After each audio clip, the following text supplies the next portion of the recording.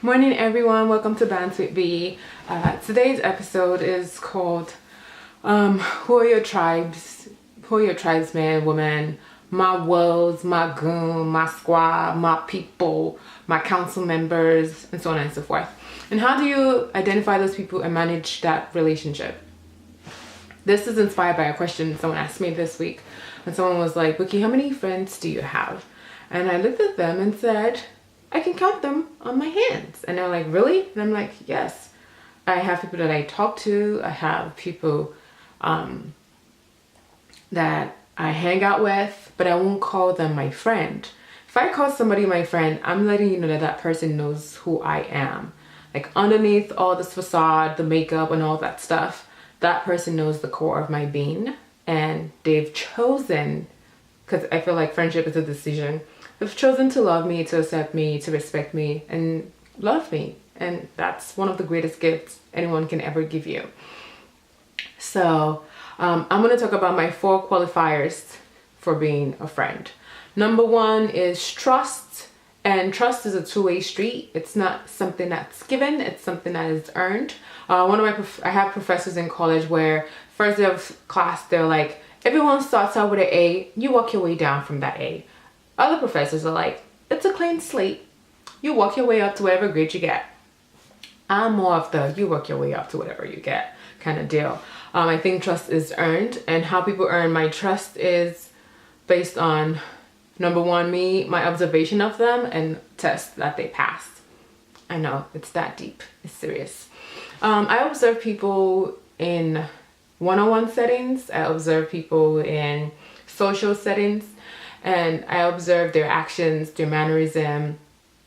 So for example, if I'm getting to know somebody and I notice that when we're in like one-on-one setting, they're always talking about other people, aka gossiping, that's a red flag for me, because I'm like, I'm here and you're talking about somebody else. To me, definitely when I leave and other people come in, you're going to be talking about me to them. So that right there cut you off from being a friend. I will still hang out with you, we'll come shopping, we'll do whatever we want, but when it comes to like peeling off my layers and revealing like the inner being, probably never gonna get to that point. The other thing that I look for is time. People who respect your time. I'm not saying like, oh, being prompt, like the time frame of relationship. I feel like there is no magic sauce, there is no magic recipe.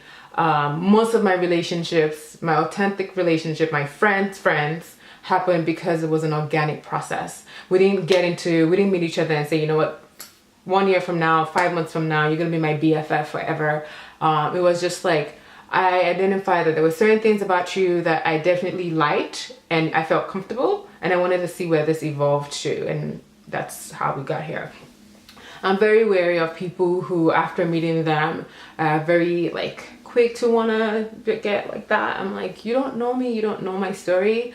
And another thing that I don't like that people do is people who, I don't want to say pry, but I think that for the lack of a better term will be pry. So what does that mean? I mean, you meet someone, it's getting to know you questions, right? And then there is your borderline passing your boundary. Who told you that we are there, that you're asking me all that kind of question? Who would ask you, what tickets did they give you that they said it was automatic pass? My friend, go back to the end of the line. Those kind of things, it makes me uncomfortable, and it makes me not want to trust you, because I feel like you have ulterior motives to why you're digging out information that I have not voluntarily shared with you. And that goes back to trust. If I can't trust you, we're not going to be able to get to the point of, me giving you my life story. It makes me feel uncomfortable. People that I've been friends with recognize that everybody's different. So you have people who are sharers. I feel like people who walk up to you after just one conversation, you know their life story. You know that they went, what high school they went to, what nursery school they went to, how many siblings they have, their upbringing and all that stuff. I'm not like that. I'm very private. I'm very protective of myself. So divulging that kind of information takes time. And there are 2 people. There are people who are comfortable waiting, and there are people who are just like, I don't have time for this, so they keep it moving, and that's perfectly fine. The next thing on my list is identifying your lowest common multiple. So what are your fundamental, these are the things that we share. Underneath it all, this is where we see eye to eye. My factors are, what are your morals, what are your values, and what does that look like?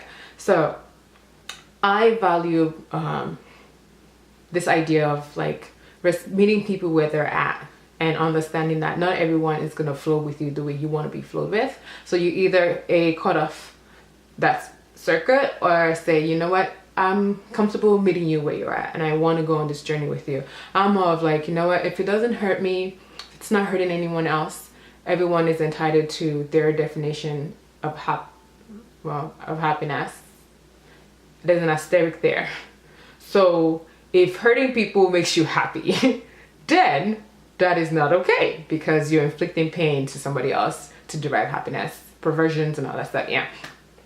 But as long as it's nothing too drastic, I feel like you're fine. I mean, who am I to judge you and tell you what you should do? That's not my place, because none of us are clean. None of us are perfect. So I quickly identify that and keep it moving. Like, do you? I don't feel comfortable telling somebody like, oh, you shouldn't do that. If I'm doing something and you want to do something too, and you're like, Buki, what do you think? I tell you, babe, if you feel like your band, we can't do it. Yeah, wait to concern me. Carry go. But if you don't say you never reach that level, might respect yourself. It's not even cut your coat according to your size. It's cut your coat according to the material. So if you have 2 yards and the thing that you're fantasizing about is 5 yards, it don't make sense. Find the 2-yard size material and handle it. Don't be having champagne taste and your budget is only Coors Light. Still, this still don't make sense. Okay. Then the last one is freedom. Above all else, freedom. Freedom, creating an environment where people can be free and be who they are. I think that all my authentic relationship have that. They create an environment where Buki can be Buki, because Buki can be a lot of things at different times. Ask those girls, they know. I can be awesome, crazy, fun, and then there are other days where I'm just reserved. I keep to myself. I can be moody. And I go through my cycles, and my friends are like, I'm not taking this personal. I'm not taking that Buki is shutting me out. I'm taking this as Buki is being who Buki is, and Buki is eventually going to come around. And I respect the process of, if Buki wants to share with me, Buki will share with me. If Buki doesn't want to share with me, let me respect that Buki doesn't want to share with me. Let me not press her like I'm trying to juice her for information. I'm just going to be like, Buki, okay. And oftentimes I come around and I let them know, like, you guys, this is what's going on. Like, I need y'all support. Pray for me. Like, you know, keep me in your thoughts and all that stuff. All organic, nothing forced. What am I trying to say? If you call someone a friend and if you feel like you want to be friends with somebody, the most important thing I've learned and I apply is I always try to meet you where you're at. If you're not ready for that kind of, you're not there yet, I'm not going to shove myself down your throats. I'll give you space. When you feel like you're not ready, you know where to find me. I'm not going anywhere. I will love you like I love you. That, it doesn't go up any, it doesn't come down any. It's just there. How it manifests may look different. Another thing someone told me this week, they sent me this really awesome quote. Thanks. Ding dings.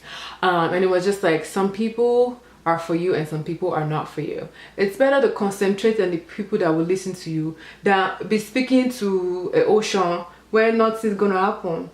And I'm okay with that. Some people, I'd be like, I like Buki, and some people like, she's not my type of person. You're not gonna be for everybody, and not everybody's gonna be for you. The last now, when it talks about freedom, is freedom to let go. I had a friend, and if someone told me 5 years back, that this friend, if I didn't talk to them in a day or weekly or monthly, I'll be fine. I'll be like, go to hell. What are you talking about? Do you know me? We go like 5 and 6 white on rice all day, every day. Let me tell you guys, this thing happened. We drifted apart, and it was one of the hardest experiences that I've experienced as an adult, having to manage a relationship that just withered. And I still love this friend. I still love them, but the way I love them now, it's not the same. It manifests in a different way. The way I love them is a love of freedom. I love you so much that I can let it go. I'm not mad, I'm not upset. I just love you and I want you to be happy, and your happiness looks different now than what it was. So, and that's, I feel like that's the cherry on top, is you can love, but don't let your love blind you to the fact that you're holding on to something that doesn't need to be held on to. It's okay to love and let go, and love from a distance. Until next time, I'm Buki. Have a great week.